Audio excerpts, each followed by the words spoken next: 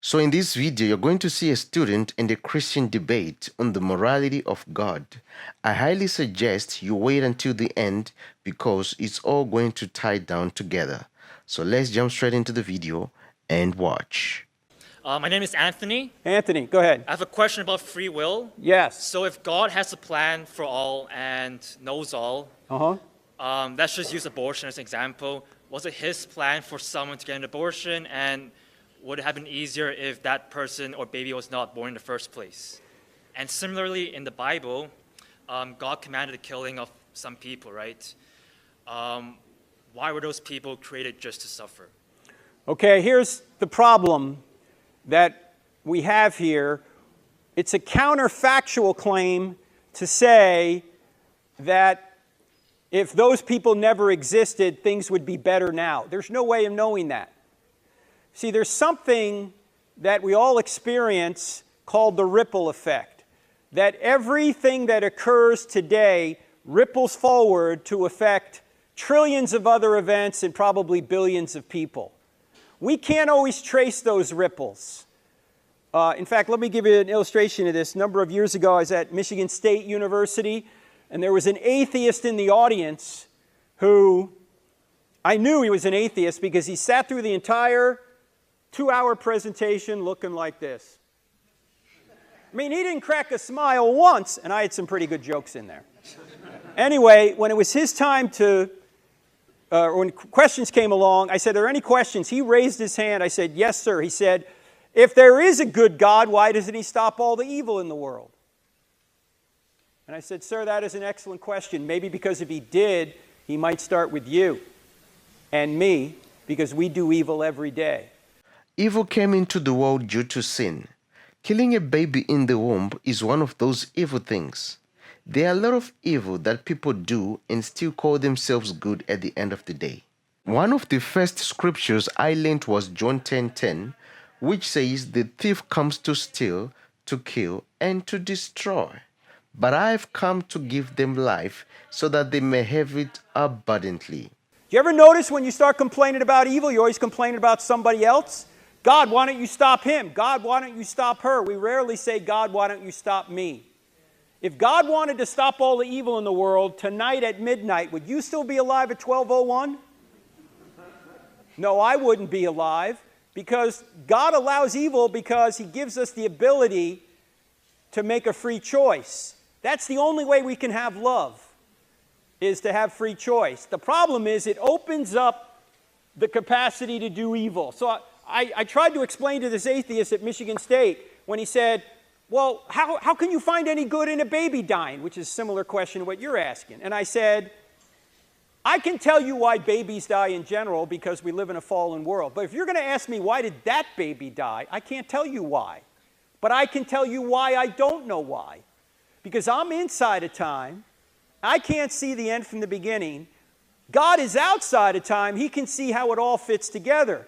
Maybe this baby dying today ripples forward to affect trillions of other events and choices to the point that 500 years from now, a great evangelist rises up and saves millions of people. Can I track all that? No, I can't track it all, but God can. This is why God says to Job, just trust me. Man is free will, and in the beginning, God handed management of the world to man. The evil that happens in this world is our mess, not God's responsibility, if I can put it that way. I mean, God is looking to us, to work with him to fix things, ladies and gentlemen. You see? The answer really to why does God permit evil is really, why do we permit evil? In other words, we are also part of the equation. You see, we are part of the equation. Just trust me. I can't see the end from the beginning, but God can. In fact, you could probably look back at your own lives and see bad things that happened, and you went, God, why did you allow that to happen? And now you're looking back going, actually, that turned out to be good in at least one respect, right? How many people prayed for things that you now say, man, I'm glad he didn't answer that, right? God knows better than we do, in other words. So there's always a ripple effect. We can't see how it's going to turn out, but God says that he works all things together for good to those that love God and are called according to his purpose. So those people be conformed to the image of his Son. Doesn't say all things are good. It says all things work together for good. You can make choices unaware of what those choices will cause in the long run. You know, someone once said, life is like chess. Yeah, you make a move, not knowing how, it'll create this ripple effect, and affect things in your life. You see, when someone says, why is God doing this to me? He has nothing to do with it, really. I mean, it's you and your choices, or somebody else choices, that's really affecting your life. I mean, look at everything in life as a challenge, So short we term or just have long to term. trust God in this fallen world where people make evil choices, that God can bring good from evil even when we can't see it. In fact, let me just give one last thing on this. We actually see this in, the greatest example is Jesus, right? Because he was innocent, and yet he experienced all the evil that the world has done on himself. So here's an example of an innocent human being experiencing evil, yet it brings forth the greatest good, the salvation of billions of people.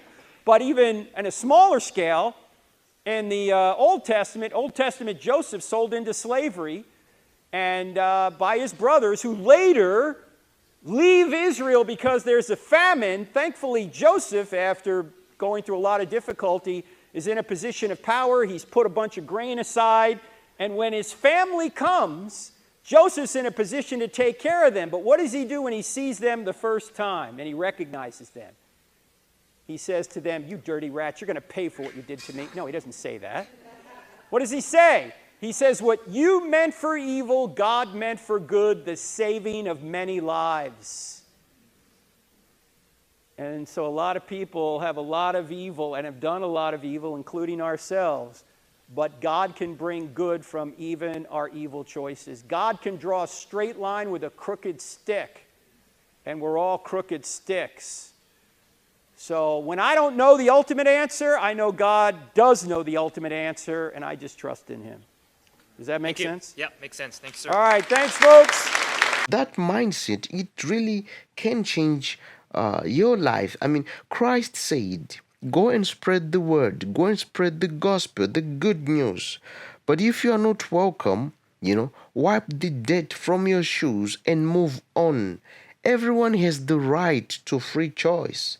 If it's not your life, mind your own business and focus on cleaning your own house. In other words, ladies and gentlemen, we are all involved in how our lives turn out to be. Yes, we are. Yes, we are. The problem also comes in, when people don't understand these things, when they don't understand the reasoning of God, concerning matters and situations. Remember what God said. He said, my people perish because of the lack of knowledge. In other words, they do not have understanding. And because they do not know, they're going to make mistakes. They're going to fail. Things will not go well with them. You see, that's one of the things that the devil really, takes advantage of. Ignorance.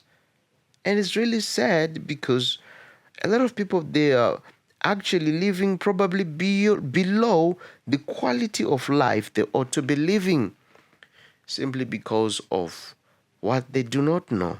And it's really sad, you see. What I also like about this student, is these questions that he's asking. They're actually reasonable questions, and a lot of people actually, they have these kind of questions and they desire to know God's views, God's thoughts towards these areas, and I think it's really important, that whenever you don't understand something, always seek for guidance, especially from those who perhaps may have maybe more knowledge, pertaining to various issues, of life. If we read the Bible, actions and rewards are emphasized. Our actions always determine our rewards. And reference is from Revelations 22 from verse 11. Well, ladies and gentlemen, I hope you liked that one. Also, I'm interested in hearing your views. Tell me what you think about this one in the comment section. And I also look forward to seeing you again in the next one. Stay blessed and God bless you.